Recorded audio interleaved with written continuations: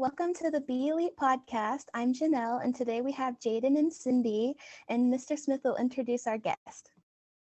Yes, thank you, Janelle. Today we have a very special guest. He's part of our elite family, but he is also former Major League Baseball catcher, and we're very excited to talk to Coach Andy Allanson. Hello, Coach.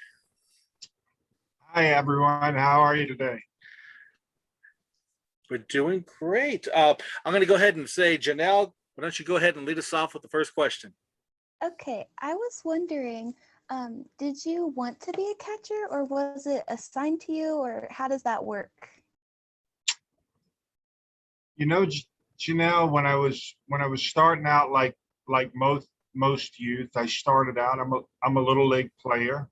I started playing in little league, and I was generally a third baseman till I got 10 or 11. Then I pitched a little bit and played the infield. And as I started moving through middle school and towards high school, I saw that maybe the only opportunity to make varsity in the 10th grade was maybe if I became a catcher. So somewhere around there, that age, I made a commitment with a goal in mind. You know, hey, I can make the varsity team in the 10th grade. All right, there it is. There's a status symbol amongst us ball players and athletes and at our school, and like many schools. So not assigned, chosen.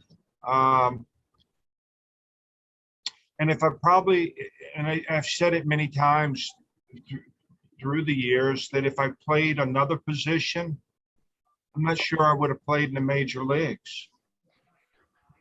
Coach Andy, could you explain to the people who don't know what a catcher is? Could you explain what a catcher is? In baseball, the catcher, first of all, you recognize him as the one that wears all the equipment, the only player on the team on the field other than the umpire, who's not a player, but that has equipment on. They're positioned right behind the batter and home plate. So there is a lot of focus on the position. You have the only position where all 8 other players are watching them work. They watch the catcher work every single pitch. Everybody's looking in at the batter and the catcher. And so responsibility. Most often, team leader. Extension of the manager. Becomes a field manager. So and as I got on into my career, I may play a game at first and occasionally at third, and I think I even got 1 or 2 games in my career in the outfield. And I can say this, that once a player has caught, myself included, it's very hard to play some of the other positions because there's not as much action. You know, you could be in the outfield and not get a ball all game. But you got to be ready every pitch, all 120 pitches. You still got to be ready, even if it's, not this one. Not this one, you know. But as a catcher, you're involved in every single pitch. And so that was a perspective I didn't gather until later on in my career. Was being catcher your favorite position to be in? It was. I like the responsibility of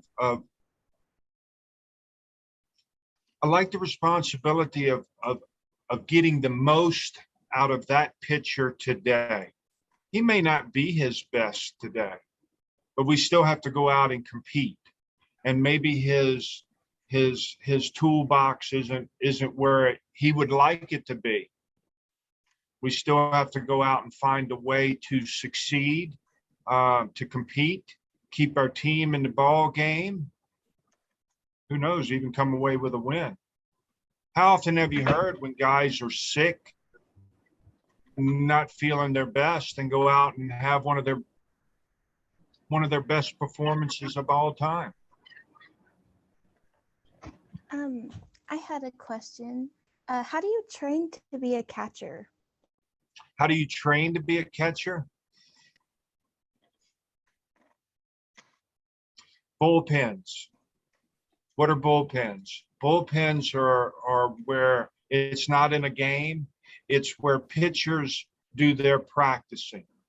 And so catchers that get the opportunity, and it's not fun to go catch a pitcher and let him do his thing in the bullpen. And it's kind of really about the pitcher, and can you find anybody go catch him? Sometimes my mom used to catch my bullpens when I were younger, and many of the little leaguers, as they're coming through, moms and dads, and are really engaged and involved in the journey.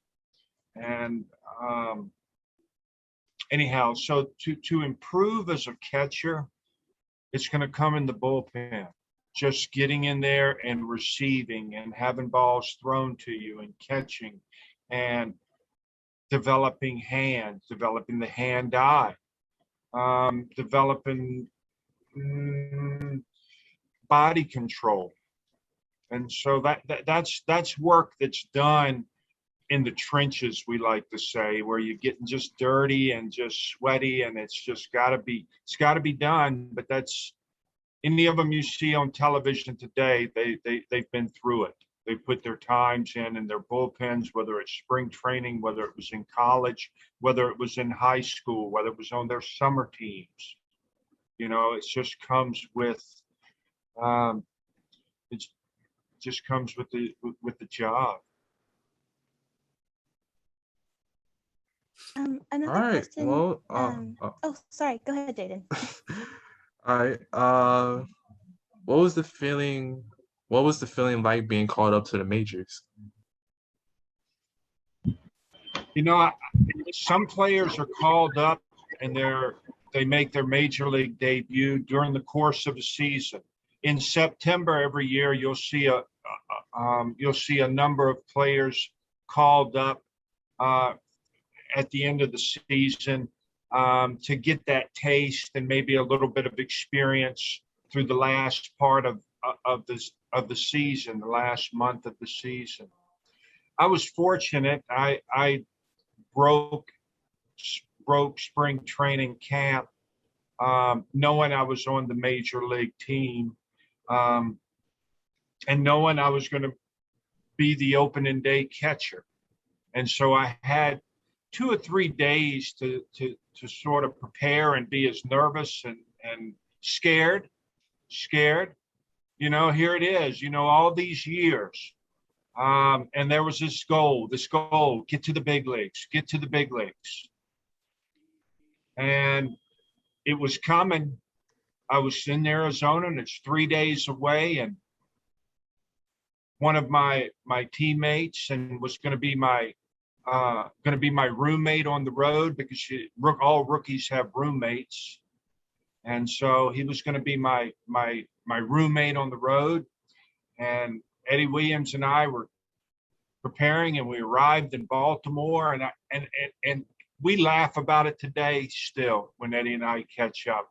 Sitting in the hotel room in Baltimore, getting ready to play the Orioles the next day, sitting on the edge of the bed, looking at each other, just smiling and saying, "We're in the show, man. We're in the show." And it was one of those surreal pinch me moments, knowing that my mom, my dad, my grandmother, my college roommate, there were others that were present, but those were ones that it's not like you leave college and the next day you're in the big leagues. I left college, and the next day I was playing 120 games a year and traveling around and living in Waterloo, Iowa, playing in Cedar Rapids, Batavia, New York. Got to have chicken wings for the first time, and had them where they really, really began, at the Anchorage Bar in Buffalo. And so it wasn't just me making that journey. You know, there's those that took us to practice when we were 10. There were those that sacrificed, like brothers and sisters, to drive in the car all weekend to go so you could get to the tournament, with the hopes of an opportunity of somebody seeing you, so maybe I can get a chance to go to college. I was very fortunate. I got a scholarship for playing baseball. If it had stopped there, I would have been one of the first in my family to go to college. So this game has been definitely a blessing to me, and has opened doors, and it's just a fiber of who I am. Sports is important, both in just the way that maybe I problem solve, the way that I look about my nutrition. Even at this stage of my life, I still factor things through the filter and the lenses of an athlete.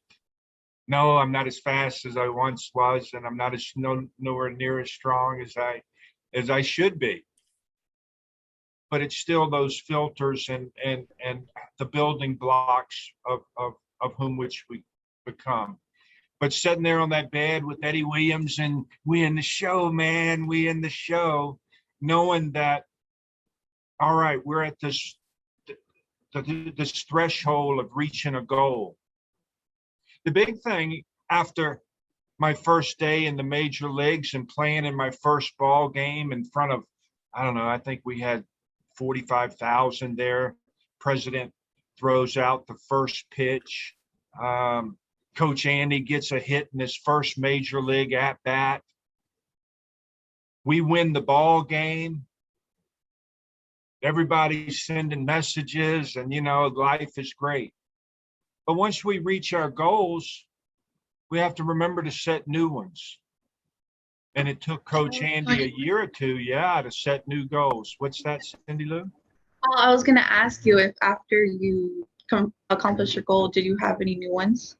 I was going to ask that. It took me a minute. Yeah, that was a learning. That was a point of learning for me. You know, all right, I made it to the big leagues, and now what? Well, so now we need to, I want to be one of the best catchers in the major leagues. I want to establish whatever it may be. And whether it's in baseball, or whether it's, I can see it in other areas of my journey and in the landscape around me. You know, we reach our goals, bam. Let's enjoy it. Let's sit there on the bed and savor it. But then we got to recalibrate and set new ones and keep moving forward, keep dreaming. Coach Andy's still dreaming today. You don't think I still have goals? Well, could I ask what your goals are? Short term, convertible Camaro. Huh? How about that, Cindy Lou? I'm not sure what that is, so I'm just going to. A Camaro. I want to get a Camaro convertible. It sounds like a car, so I'm just going to read. It's a car. So, and I want to have that because I have 5 children. I have one in college. I have a 16-year-old. I have one turning 14, 10, and 7. So I'm right in the midst of education. I'm right in the midst of volleyball and sports and fitness and elite. But yeah, Coach Andy still has goals. I like that you still have goals, because then you show other people that you still need to have goals after you finish like one of your big dreams. Sure. Yeah. I have a lot of short-term goals. Alaska's still on my list, Cindy Lou. Oh, I want to go to Alaska someday. Yep. But it's so cold. It's fun. That's right. It'll be so pretty. Like Alaska. I wanted to ask, Now I lost what I was gonna ask. I planned it all in my head what I was gonna ask, but I was gonna say something along the lines like, now you're helping like children go to that their dreams, like their big dreams of like wanting to do that, with like coaching them into the right path. And I was going to ask, if you have any advice for people who would like to go to like the major leagues, like you did. I would like to see everyone strive to reach their major leagues. And for some, I've seen already,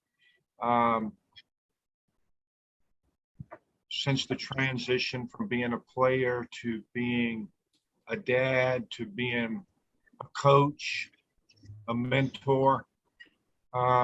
Today, I'm a teacher, and to me, that's truly what coaches are. The good coaches are teachers. It's like you're mentoring. I'm sorry. I just said it's like you're mentoring like these athletes who will someday might be very big. It is. Some are, but we all can reach our highest level. And for some, I've seen some students, Cindy Lou, that their goal was just to make the high school team. And so that becomes their major leagues. And so maybe they don't have to have the talent to play for the Angels or play for the Dodgers. That's okay. One of our community partners in Bakersfield, former baseball player, had college scholarships, was being scouted by the pro ranks, ended up hurting his arm right coming out of high school. He's a pharmacist today. And so that same level of competitiveness is what took him through chemistry and took him through the sciences and took him through the classroom to be able to be at the top in order to what? He's a pharmacist. You know what kind of money they make? No. Yeah, they make good money. Mm-hmm. Yes, Job security. You know what he has? He has batting cages. No, he's still doing That is for the community. He's still connected. He still loves baseball. Still has a passion for sports. And see, to me, that is the goal. Helping young athletes reach their fullest potential, whatever that may be. Making sure that we're training the right things at the right times. You may be a really good hitter. Why are we practicing hitting when we're not a good runner? We need to practice on our deficiencies. The best attribute an athlete can have is to be an honest evaluator. And I don't think it stops with athletes, does it, Cindy Lou? We need to be honest evaluators, don't we? And either I'm slacking and I'm not putting that best work forward, and that's why I got the B-. It was an easy B-, but I got it. Yeah, because some people make excuses for like sometimes like the grades they get, and they don't think that they're in control. Some people blame the umpire. Yeah. Yeah, so it can be someone else's fault all the time. Yeah. That's not real though, is it? No. No.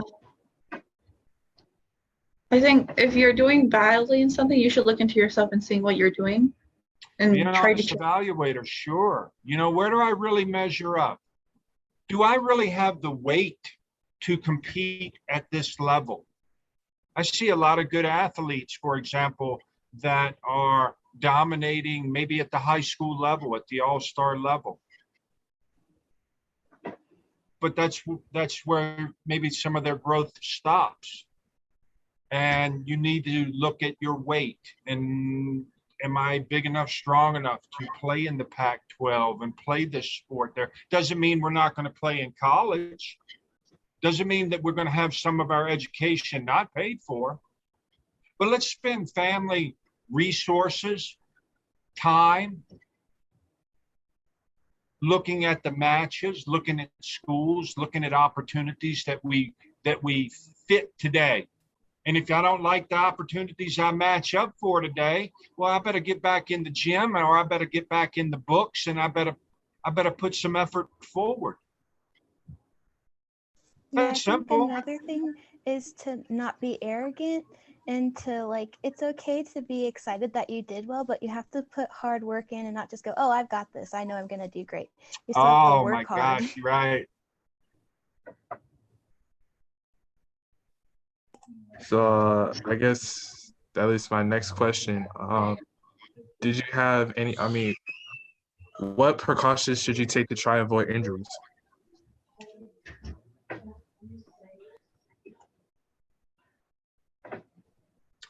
As I got into my career, when I started out, lifting and weightlifting had not been widely accepted in baseball. They still were under the belief that getting bigger and stronger would make you tight and bulky, and you wouldn't be whippy and flexible and be able to hit.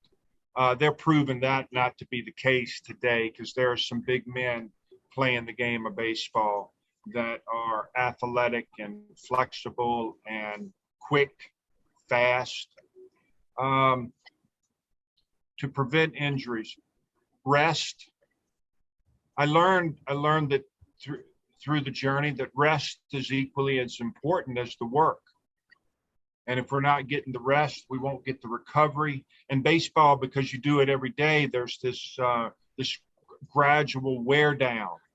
Learning to lift during the season so you stay strong without wearing down so fast. If we stop lifting during the competitive season, then we'll lose our strength quicker. Getting my rest, staying strong, nutrition, plenty of calorie intake, learning what it was going to look like. 7,000-8,000 calories a day, sometimes more. I have a question. What's that, Cindy Lou? Oh, I just had a question, because I know in some sports they give you like a list of like what you have, like you need to eat. Like in baseball, do they give you like what you need to eat, like what diet you need to be on or something? In the major leagues, they would have meals prepared, and even today they have meals prepared for the players after every game, and it's sort of like banquet style in a big lounge area where they have it all set up, and you just go through and grub, good food. The food's better in the major leagues than the minor leagues, that's for sure. Okay.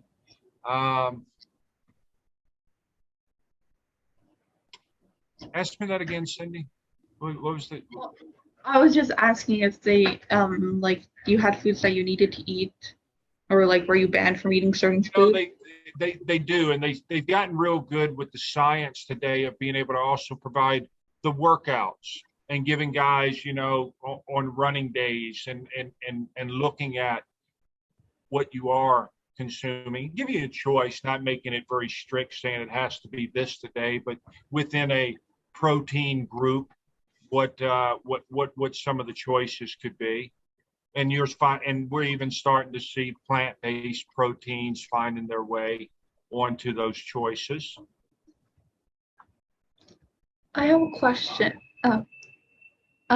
I wasn't sure. I keep on asking so many questions, but I wanted to ask this. The pictures behind you, are they like of you? Or I'm not sure. I can't see them right. I do have some pictures up there, and you asked about how did you stay safe and healthy. I played in a time, Cindy Lou, when the game of baseball was physical. I like the changes they've made in the game where the breaking up double plays. You can't go out of your way and barely be able to touch the base. I mean, that's 7 or 8 feet that you could get out of the baseline in either direction. So you're covering, 18 plus feet of space and rolling and tumbling and attempting to knock them down. It was an attempt. And with catchers, we had a We had a saying, thou shalt not pass. And that meant balls. We don't want to let balls get past us, and we don't want to let runners get past us. And we played with the expectation of collisions and with very little protection. I got a few bumps and bruises through the years. I like the changes. My son's a catcher, and I don't want to see him in there to take a collision on game 98 when your team is already winning by 4 runs. Doesn't make sense. I'm sorry, I have a lot of questions. But do you watch the Olympics? Like, I mean, not the Olympics. I'm sorry. Do you watch baseball? Like, if you do, like, what's your favorite like team? Growing up in Virginia, we didn't have a baseball team to follow. The Orioles were sort of the closest team. Because I live in LA County, I get a lot of the Dodger broadcast. They have some really good, talented players. They have really good pitching.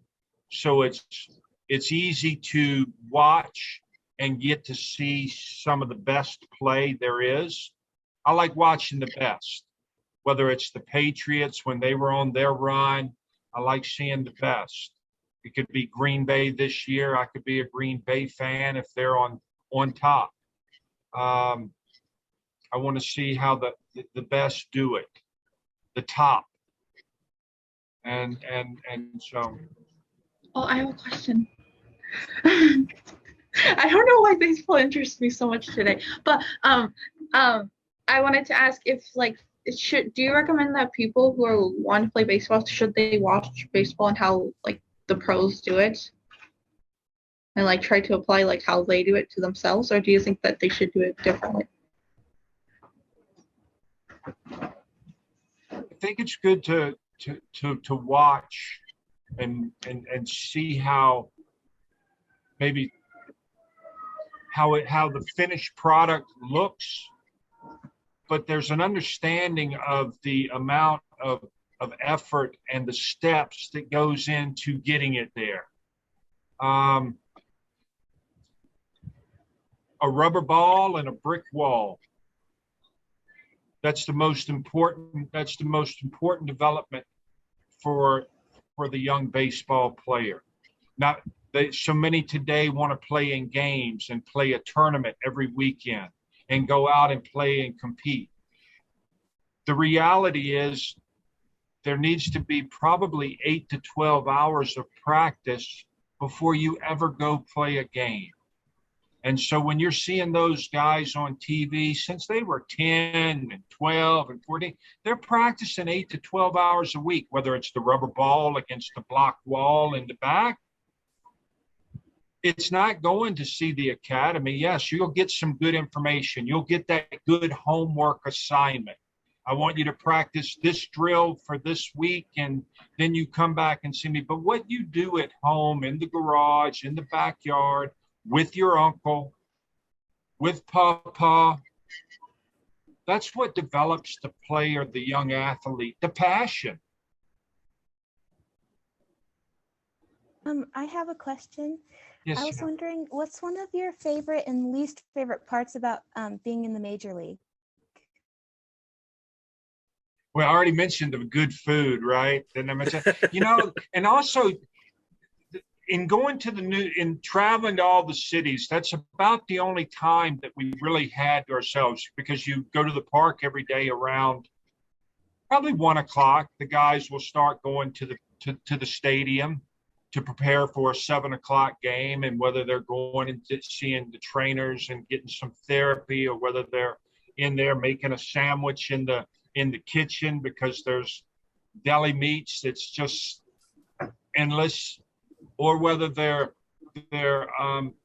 playing cards, relaxing their minds, listening to music, getting ready to get into the paces, the paces of the day. Favorite part, the fellas. I say it all the time. I miss the fellas, the banner, the chit chat, the camaraderie. It has nothing to do with the competition. I can find competition in life in many areas. I have it right here at Elite. Working hard. I'm competing to have one of the best athletic departments and programs in Southern California and beyond, and beyond. I want to do things that haven't been done before in athletics in the charter independent study world. And I miss being in shape. I took it for granted that we worked out regularly every day. We ran consistently. It was just a part of life. Today, I have to consciously put on my Fitbit, encourage those around me to rock theirs, and let's see if we can get 1,000 by 9 and end up close to 6,000 plus on the day. Did you guys grow close to each other? What's that? I was just asking if because you guys spent so much time together as a team, did you guys like grow very close to each other? Because I know some people like when they work very close. You know, Cindy Lou, you do. And I look back over the 15 years I played professionally. Not all of it was in the major leagues. And remember, I was sitting on the bed. What was Coach Andy doing sitting on the bed, right? Well, I was sitting with one of my teammates who also happened to be one of my teammates in the minor leagues. And the relationships in the minor leagues, looking back, were much richer. I still have more of them today than with those that were in the major leagues. Something about money tends to give us independence. Chasing a goal and a dream. Everybody I played with in the minor leagues had that wanted to sit on the edge of their bed and say, I'm in the show, I'm in the show. I made it to the major leagues. I'm here. Not all of them did. Not all of them I did that I'm still friends with today. But we were all on that bus riding around, city to city, all hours of the night, tired, eating. We'd get a bucket of wings, 50 wings, and we'd share it. We'd get deli meat and share, and somebody buy some bread and we'd share it to make our resources go further. We were okay. It's not like we were starving artists. No. But we were in this ride together. And we were dreaming together. Yeah. That's what I miss. I miss the fellas. I miss being in shape. Could I say something? I'm sorry, Jaden. I just want to say something about like what he was saying about like teams. I'm sorry, but I don't know if I saw this from an ad or somewhere, but I read somewhere that or something that humans live and they develop so many relationships as they live, and that's what because when you go to acting, you have your team of like people that you work with for a long time, for years sometimes, depending on how long the show goes, and then you create like a family there. And also in sports, you have a team, and in school you have a classroom. Sometimes that classroom gets very close to each other, and just throughout life you're making relationships and connections to so many people. And I read somewhere that even if you meet a person just for a little bit, you either make a change in their life, even if it's very small, or they make a change in your life. Like each person that you meet, like if you bump someone in the street, you change them a little bit just because you bumped into them. Sometimes they drop something or something happens, and you don't know like how much you can change a person by just telling them something, or like giving them money if they're on the street, or helping someone. That's all I wanted to say. Jaden, you had a question, Jaden? Yeah, I was actually going to ask, what was your favorite team to play for? You played for, and why? Well, let's see. I played for Cleveland. That was who drafted me. And I came up through their minor league system, and I had made my major league debut with the Indians. So I will always have a spot spot for the Indian, for the tribe.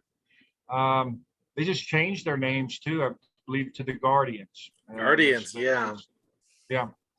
And then from the Indians, I played for the Texas Rangers. I didn't play in the major leagues with the Texas Rangers. I was only with them briefly. And then I played with Detroit in the major leagues. And then I was with Milwaukee. I like Detroit because I played for Hall of Fame manager Sparky Anderson. Some of your parents and grandparents may remember Pete Rose and the Big Red Machine and Johnny Bench and George Foster, and just about a 6-year period there where they were just the best in the game, the Cincinnati Reds. And so I got a chance to play for Sparky, who won a World Series in the National League, and he won a World Series with Detroit in '84 in the American League. And so playing for a Hall of Fame manager like Sparky, and from Southern California, Sparky was. Milwaukee. What do I remember about Milwaukee? Smelt is a appetizer, little fried fish, oxtail soup. A lot of Germans in the Milwaukee area.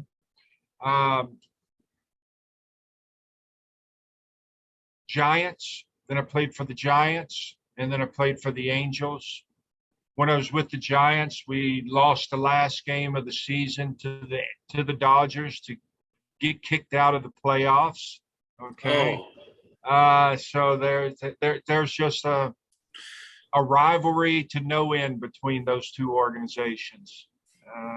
I'm glad I played for Dusty Baker, okay, and played with Barry Bonds. Barry Bonds is the best hitter I have ever played with, best hitter I've ever seen.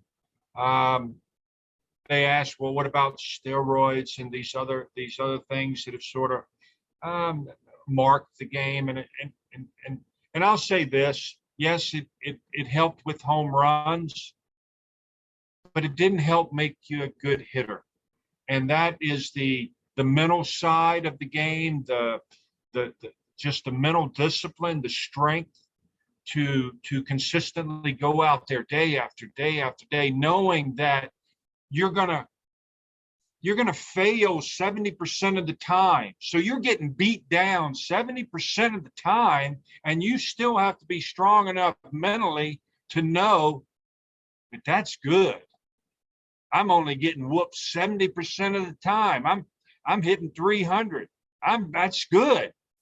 And there's not too many places that you are constantly challenged like that from the mental side as in baseball, to be going in knowing that your success is limiting the amount of failure, and knowing that the failure is always going to outnumber the successes.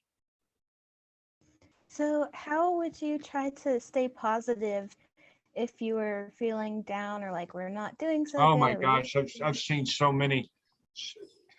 So people. Some try wearing the same socks. If I wear the same socks, that's going to help me stay positive, right? If I wear my played with a guy, Wade Boggs, man, he must have played 15 plus years, ate chicken for lunch every single day. Every day for lunch had some type of chicken, right? Fried. Did he eat anything else or only chicken? Well, he didn't have something else on a plate, but he's having chicken as his entree for lunch before every single ball game.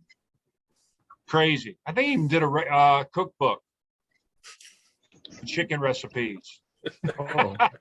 Oh wow. Okay. Why Right? did he eat chicken? I guess because he ate chicken one day, went out and got 3 hits, and said, you know what? I'm going to keep eating chicken. What a He chance won it. batting titles. He won batting titles more than once. It's a chicken. Oh, all right. Well, I'm gonna put that in my notes. That chicken helps you be better. The next Every big- lunch, Jaden, before a game, you need to do it. Well, you All know, right. you gotta assess it. That's back to being an honest evaluator. If I like chicken, eat chicken, but my results weren't good, whether it was in the test or whether it was on the field, I may want to look at a burger. I may want to look at steak. I might want to look at, whatever. Very true. What's getting the production out of me? What time am I eating? Well, If I'm eating that chicken at 4:30 and I got to go out on the field at 5, it's not a good combo.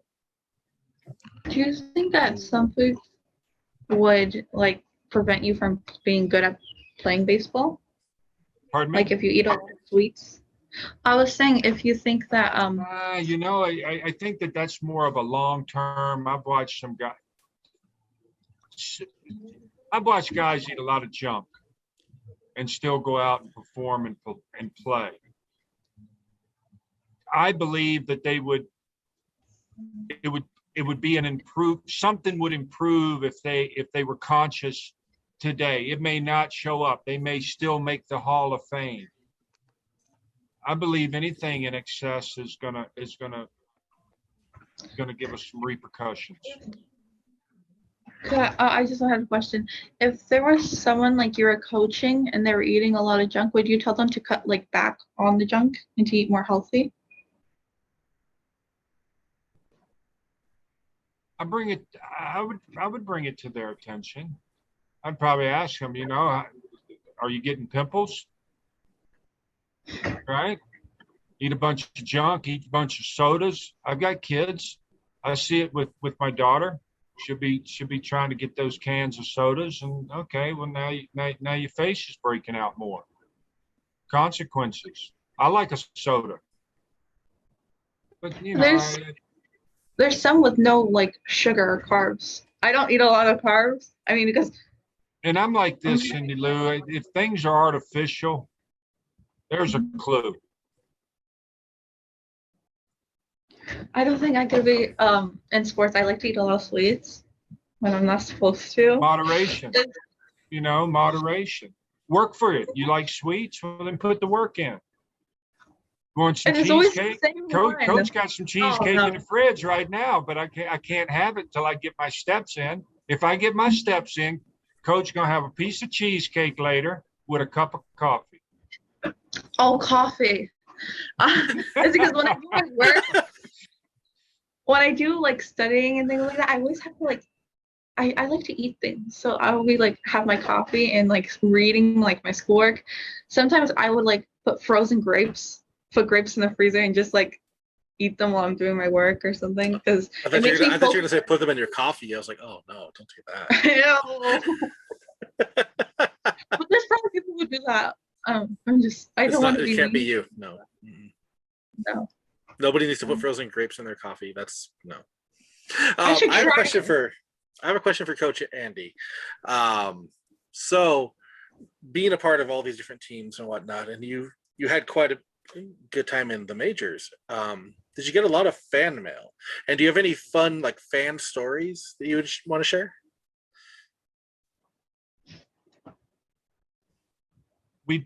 Even to this day, one of the things on my list to do is this year is with some of the athletes. I want to do some fan letters. Okay. Writing athletes here at Elite. I want to give an opportunity for us to reach out to some of our favorite athletes and say hi and ask them a question or get an autograph or an exchange or interaction. Even today, I still receive requests for autographs. I'll get cards sent in the mail to complete collections.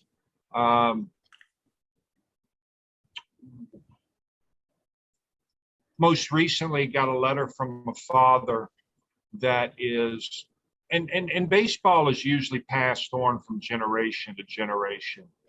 A mom, a grandfather, a father will take the child, the little athlete, and sign them up, and here we go. And then they either get the bug. I've seen some never want to be around baseball again by the time they're 12, and that's usually from a coach that's really not a teacher.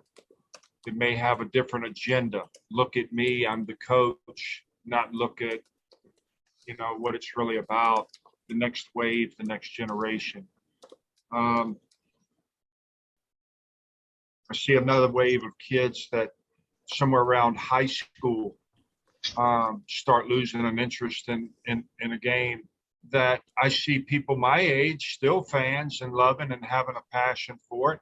I see people that sustain injuries that continue to have a passion and get sports academies to go along with their pharmaceutical business.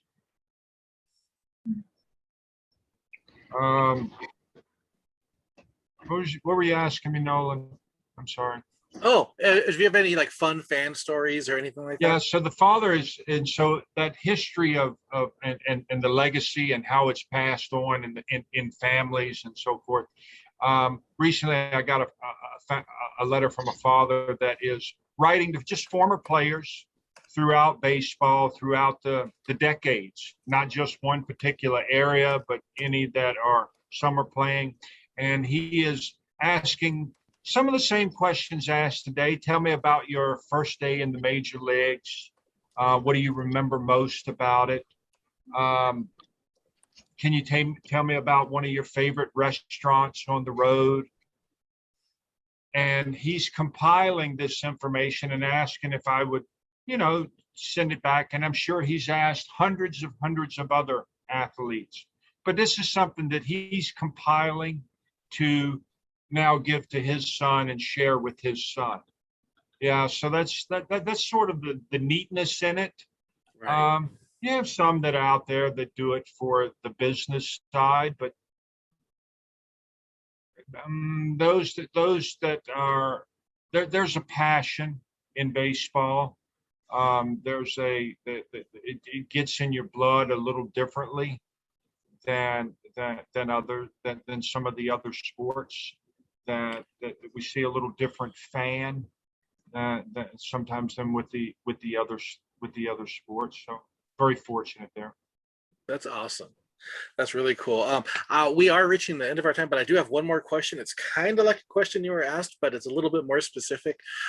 So I am the marketing teacher here at Elite, and during our marketing classes this semester, I actually have quite a few students that are in baseball teams. Oh, and wonderful. And it's actually the majority of my students that are in baseball. I like that. And see, that's we want to expose. I want to see athletes in the middle school and high school ages explore.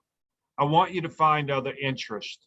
I want you to find another. We know you love sports. Great, that's cool. You got to love two things. You can find something else along the way, and it's going to give you balance. And it's going to also give you some goals that while you're in the major leagues clocking your mill, there's still other work to be done. What are you going to do at 35 with all your money? Or also, like, if people, I've heard, like, someone might like baseball as more of a hobby, they find out, than as a career, and they don't want to ruin it by, I don't know, maybe getting into the career. They want to keep it a hobby so they could get into something else and keep baseball as their outlet to have fun or something. Kind of like golfers, Tiger Woods probably doesn't play golf on his day off, right? Where Coach Andy will jump out there and get around in whenever he can squeeze it. I wanted to ask, if because you were talking about coaching students here. I was wondering if you ever consider going to a game with them all together on a field trip or something. Have you ever considered field trip? We've planned some things and